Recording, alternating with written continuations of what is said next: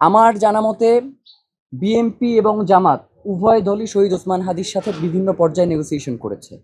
তো এর বাইরে আমার কাছে অন্য কোনো তথ্য নাই এবং ইনকিলাব মঞ্চের কাছেও এই ব্যাপারে আর কোনো তথ্য নাই। এই ব্যাপারে তারাই সুস্পষ্ট বক্তব্য দিতে পারবেন যে সে কেন এই কথাগুলো বলেছে। প্রথমত হচ্ছে শহীদ ওসমান হাদির বড় ভাই শহীদ ওমর হাদি তিনি যেই দুইটা পোস্ট করেছেন, এই দুইটা আপনারাও যখন দেখেছেন আমরাও তখনই দেখেছি। মানে এমনটা না যে আমাদের সাথে আলোচনা করে উনি এই পোস্টটা দিয়েছেন। নাম্বার 2, এইটা উনি কেন দিয়েছেন এইটার উত্তর উনি সব থেকে ভালো দিতে পারবেন। কারণ আমাদের জানা মতে আপনারা জানেন যে ইলেকশনটা কেন্দ্র করে বিভিন্ন ধরনের নেগোসিয়েশন হয়।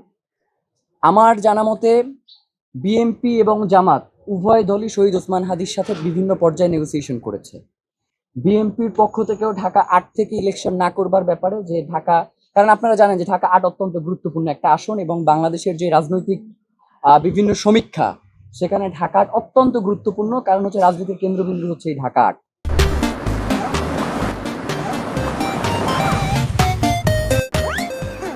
যার কারণে প্রত্যেকটা দলই চাইবে যে ঢাকা ৮ তার হাতে থাকুক।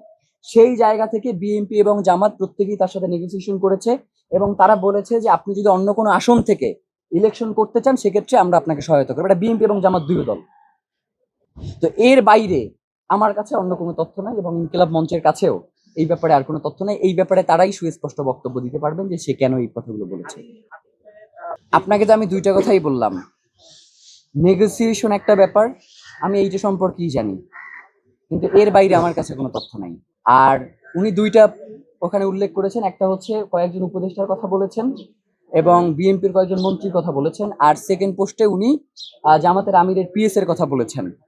তো যার কারণে উনি কেন এই কথাগুলো বলেছেন এইটা একান্তই ওনার বিষয়। আমাদের ইনকিলাব মঞ্চের জায়গা থেকে আমাদের যেই জায়গাগুলো নিয়ে প্রশ্ন ছিল এইগুলো আমরা বাংলাদেশের যে তদন্ত সংস্থাগুলো রয়েছে, প্রথমে আমরা হচ্ছে ডিবিকে জানিয়েছি।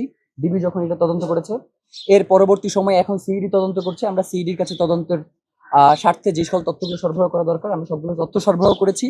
এখন তারা তদন্ত করে দেখবে যে এই বিষয়গুলো সত্যতা কতটুকু বা মিথ্যে কতটুকু। কিন্তু আমাদের কাছে এখন পর্যন্ত এগুলোর কোনো সুস্পষ্ট বার্তা অন্তত আমাদের কাছে আসে নাই। তার কাছে আসলে সেটা তিনি ক্লিয়ার করবেন।